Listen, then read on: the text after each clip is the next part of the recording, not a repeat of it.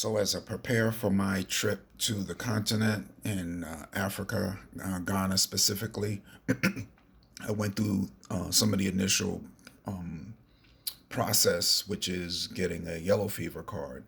So, I got my yellow fever card. Here it is here. Kind of matches my shirt that I'm wearing today. But I got my yellow fever card, and it was actually more expensive than I realized. I didn't see anything for less than $400, and there's limits in terms of the availability. So there was only, I think, two clinics in this area that I'm in North Carolina. There's a Passport Health, which I guess has coverage throughout the United States. You just have to Google Passport Health clinics, and then you can look into that. But like I said, it's not cheap.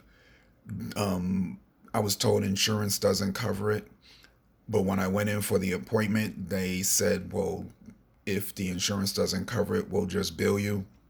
So I didn't have to pay anything up front, but that doesn't mean if you book an appointment, they won't go ahead and take your credit card or your cash right away.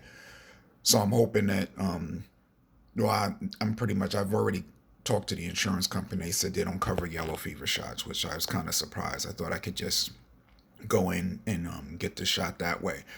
So they did prescribe the malaria pills, and the instructions are take daily with breakfast, starting 2 days before I enter the continent, and then continue once you're there, and then take for an additional 7 days after leaving in any area with malaria. So I guess that includes the continent, because you don't know specifically where malaria is going to hit if you're there.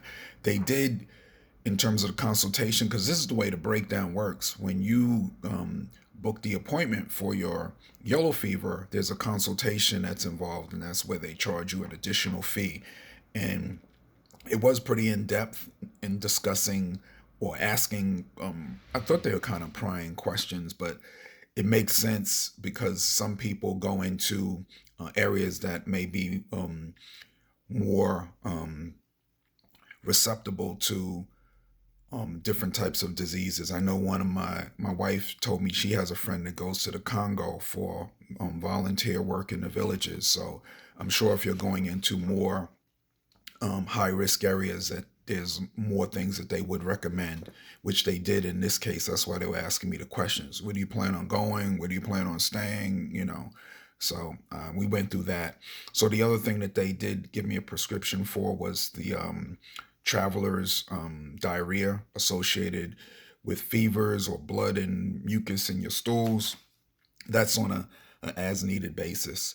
But just to give people a heads up, the yellow fever vaccine isn't cheap, and you may want to look into that months before you actually plan on going, so you can kind of make sure that you can get the shot and set yourself up properly.